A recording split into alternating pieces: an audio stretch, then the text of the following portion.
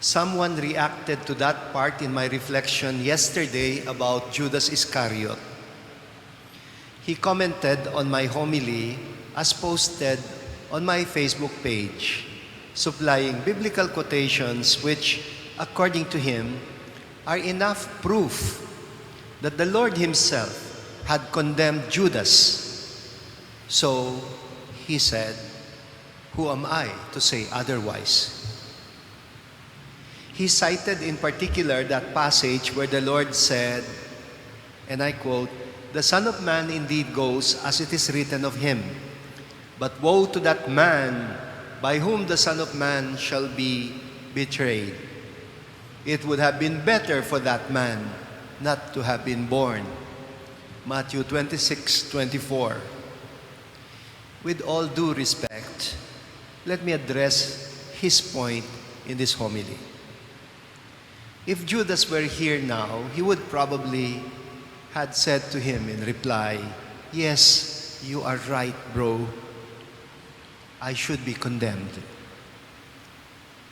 You know, when people make a stupid mistake and realize the terrible misfortune of having committed such a blunder, sometimes they find themselves lamenting desperately, "Woe to me, I wish I had not been born." Some of them can become so depressed and their minds so clouded that they can end up harming themselves the way Judas did when he hung himself. Job himself, in the Bible, said something like this after experiencing a series of misfortunes. Look up chapter 3 of the book of Job. He said, "Cursed be the day in which I was born." Well, to say woe to that man by whom the Son of Man is betrayed is simply to say nobody would ever wish to be in the position of Judas Iscariot. And I honestly don't read a condemnation there. What I sense instead is an expression of sympathy for having fallen into the trap of Satan. Sympathy for Judas for having fallen into Satan's trap. In fact, there are also several texts that tell us that Satan entered into Judas, as in Luke 22, verse 3. In his Last Supper scene, St. John, the fourth gospel, makes it even more dramatic. In chapter 13, verse 27, he says, "After Judas took the morsel of bread, Satan entered into him." This line is actually a merciful statement. It suggests that Judas's betrayal of Jesus was a handiwork of Satan who had succeeded in taking possession of Judas. So the gospel writer is portraying Judas as possessed by Satan. This is what Jesus had also warned Peter about when Peter was trying to block the path of Jesus to Jerusalem. Remember what he said? "Get behind me, Satan." Mark 8:33. He was talking to Peter, but he was addressing Satan in Peter. It was not meant as a condemnation of Peter, but as a warning that Peter was falling into Satan's trap.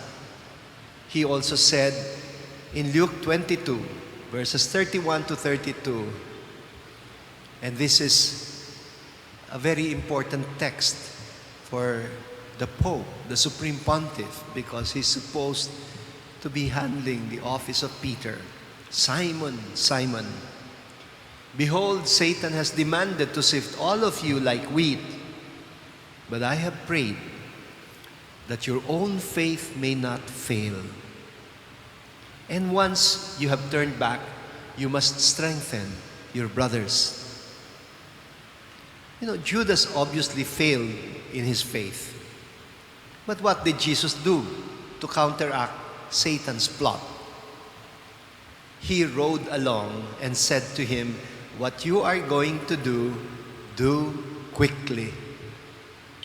On the one hand, he's saying it to Judas. On the other hand, he's addressing Satan in Judas. What you're going to do quickly. As in a chess game, he would not allow Satan's plot with Judas to succeed by making his own move.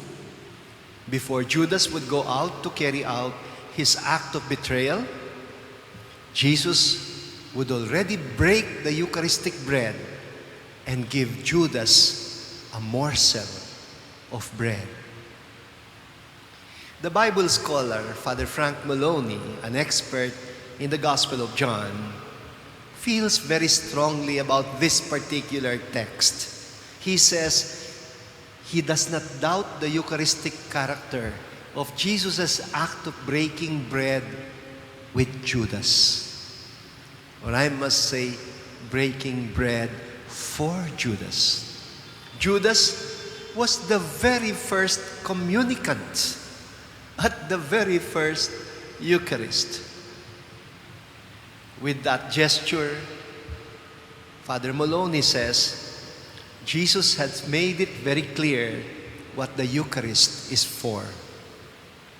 It is a body broken for broken people. I quoted that line from him yesterday. The betrayal will no doubt lead to the execution of Jesus, but John is telling us Jesus is now freely entering into his passion and death like the sacrificial lamb by whose blood even sinners will be redeemed. It means Jesus has outwitted Satan. What Satan thought was a winning move has led to his defeat. And what he got was a surprise checkmate, as they would say in chess, checkmate. From the start of the gospel, the evangelist has made it clear that Jesus was engaged in a different kind of warfare, a spiritual battle with Satan. And this would make you understand why Jesus in today's gospel is not intimidated by Herod, even after the Pharisees warned him that Herod was out to kill him.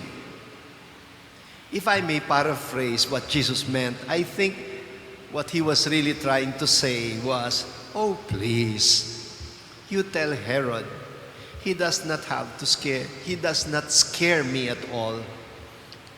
Why? Not because Jesus is boasting, but because he's not his enemy. The only battle that I am fighting, Jesus as it were was saying, is with demons. And this fight will end up not here in Galilee, but in Jerusalem, where the prophets are usually murdered. The gospel ends with Jesus lamenting over Jerusalem, and he is saddened about the fact that, like Judas, they would have to learn the hard way. They who have been waiting for him will end up rejecting him.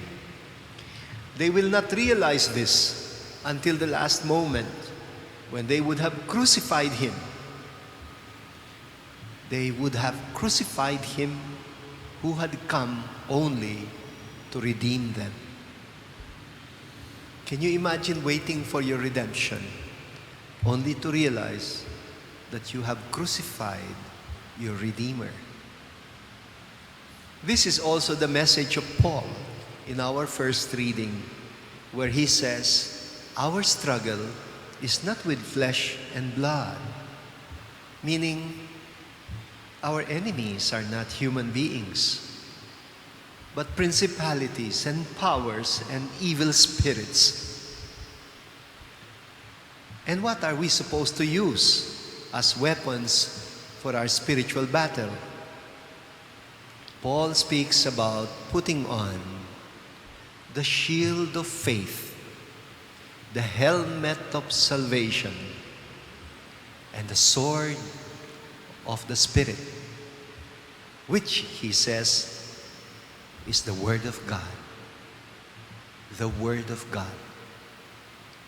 Meaning, right at this moment, we're fighting our spiritual battle.